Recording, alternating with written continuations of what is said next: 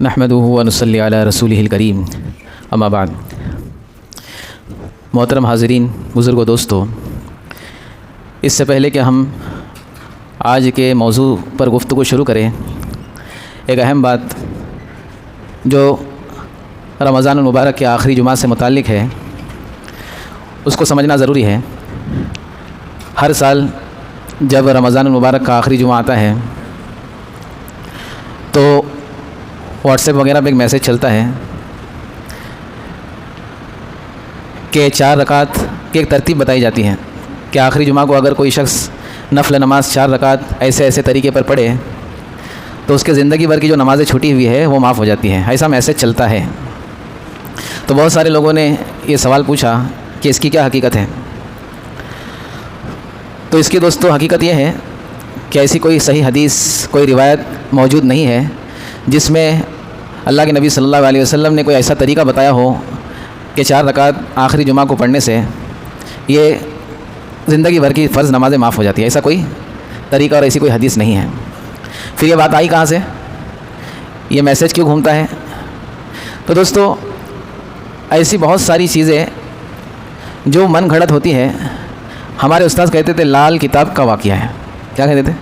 کوئی بھی ایسی چیز جو حدیث اور قرآن سے ثابت نہ ہو اور وہ مشہور ہو لوگوں میں، لوگ اس کو پابندی سے کرتے ہو، تو ہمارے استاد کہتے تھے لال کتاب کی چیز ہے۔ غیر مسلموں میں ایک لال کتاب ہوتی ہے، اس کے اندر سے بہت سارے ان کے واقعات نکلتے ہیں۔ تو یہ سمجھ لے دوستو، اس عمل کی کوئی حقیقت نہیں ہے، یہ من گھڑت چیز ہے۔ اس کا نقصان کیا ہے؟ من گھڑت چیزوں سے ایک سوال یہ پیدا ہو سکتا ہے نا کہ مولانا اگر نماز ہی تو پڑھنا ہے نا 4 رکعت، تو اس میں برائی کیا ہے؟ تو دیکھو دوستو، جو قرآن اور حدیث سے چیزیں ثابت نہیں ہیں اس کو ہم نیکی سمجھ کر کریں تو بدعت ہے۔ ہم نے سن چکے 2-3 دن پہلے، اور ہر بدعت کے اندر کچھ نہ کچھ ایسی بات ہوتی ہے جو اصل عمل سے انسان کو ہٹا دیتی ہے۔ جیسے بہت سارے لوگ، اگر ان کو یہ کھلونا مل جائے کہ رمضان کے آخری جمعہ کو ہم 4 رکعت پڑھ کے پوری زندگی کے گناہ، پوری زندگی کی نمازیں معاف کروا دیں گے، تو سال بھر یہ سوچ کر کہ رمضان کے آخر میں جو ہے ہم کرنے ہی والے ہیں نا، تو نمازیں چھوڑو۔ تو کئی لوگ ایسے جو پورا سال نماز چھوڑیں گے، بولے 70 سال کی معاف ہوتی تو 1 سال کا کیا مسئلہ ہے؟ تو اس لیے دوستو، یہ عمل جو ہے بہت سارے لوگوں نے پوچھا تھا، اس کی کوئی حقیقت نہیں ہے۔ اگر ہم نے نماز قضا کی ہے یا کوئی ایسا عمل جو فرض ہے ہم پر اور وہ قضا ہو چکا ہے تو اس کو پورا کرنا ضروری ہے۔ جیسے زکوٰۃ کے بیان میں بھی گزر چکا، اگر ہم نے پچھلے سالوں کی زکوٰۃ اپنی لا علمی کی وجہ سے یا اپنی کوتاہی کی وجہ سے نہیں نکالی تو اس کی قضا کرنا ضروری ہے۔ تو اس عمل کی کوئی حقیقت نہیں ہے۔ کوئی بھی چیز ہم کو دیکھنا ہے کہ کوئی عمل جو ہے یہ کرنا چاہیے یا نہیں کرنا چاہیے، تو اس کو جانچنے کا اور پرکھنے کا اللہ رب العزت نے ایک بہت بہترین ہم کو چیز عطا فرمائی ہے کہ ہم قرآن اور حدیث میں اس کو دیکھیں۔ قرآن اور حدیث میں بعض لوگ جو ہے کسی ایک عمل کو لے کر کے وہ دوسرے عمل پر اس کو فٹ کرتے ہیں، دوسرے عمل پر کیا کرتے ہیں؟ اس کو فٹ کرتے ہیں۔ بولے ہم ایصال ثواب کے لیے کوئی کام کر رہے ہیں، یعنی مردے کو، مرا ہوا جو شخص ہے اس کو ثواب پہنچانے کے لیے ہم کر رہے ہیں، اور اس میں نئے طریقے ایجاد کرتے ہیں۔ جیسے وہ 40ویں کی اور برسی کی بات آئی تھی 2-3 دن پہلے، بولے اس میں غلط کیا ہے مولانا؟ ہم تو ایصال ثواب کر رہے ہیں، ایک خاص عمل کے لیے 40 دن کے بعد جمع ہو جائے تاکہ مردے کو ثواب پہنچے۔ لیکن یہ تمام چیزیں اپنے دماغ سے ہم کر رہے ہیں نا۔ اللہ کے نبی صلی اللہ علیہ وسلم کی زندگی میں ازواج مطہرات میں سے 2 بیویوں کا انتقال ہوا۔ اللہ کے نبی کی زندگی میں ان کی بیٹیوں کا بھی انتقال ہوا۔ اللہ کے نبی صلی اللہ علیہ وسلم کی زندگی میں ہزاروں صحابہ کا انتقال ہوا۔ ان سب میں سے ایک کا تو 40واں بتا دو کہ اللہ کے نبی نے کسی ایک کا 40واں بنایا ہو۔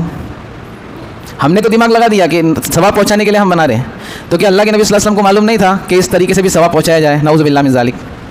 تو ہم یہ دیکھیں گے کہ یہ چیز اللہ کے نبی صلی اللہ علیہ وسلم نے کی ہے یا نہیں کی ہے، کیونکہ ہمارے لیے اگر کوئی نمونہ ہے، ہمارے لیے کسی کی تقلید قابل عمل ہے تو اللہ کے نبی صلی اللہ علیہ وسلم کی ذات مبارک ہے۔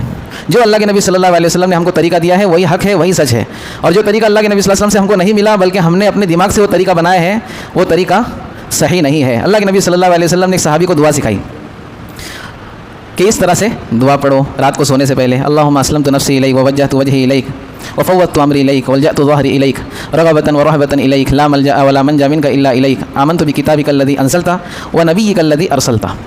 یہ دعا اللہ کے نبی صلی اللہ علیہ وسلم ایک صحابی کو یاد کرا رہے تھے۔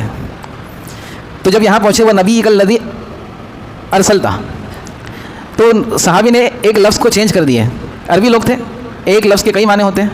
ونبیک الذی کی جگہ پر انہوں نے کہا ورسولک الذی ارسلت، حالانکہ دونوں کا مطلب ایک ہی، نبی اور رسول، تھوڑا سا ڈفرینس ہے۔ تو اللہ کے نبی فرمایا خاموش، میں جو پڑھا وہ پڑھو، وہ نبی الذی ارسلت۔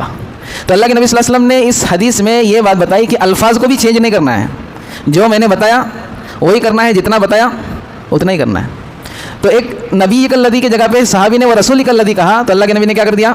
منع کر دیا. اور ہم بڑے بڑے اعمال جن کو نیکی سمجھ کے کر رہے ہیں اور وہ اللہ کے نبی کے طریقے سے ثابت نہیں ہے, لیکن ہم بول رہے ہیں تو کیا ہوا, نیکی کر رہے ہیں نا ہم, تو اسی کا نام تو بدعت ہے کہ ہم اپنے حساب سے نیکی کا پیمانہ بنا دے ہوئے. سمجھ میں آ رہی بات؟ چلو.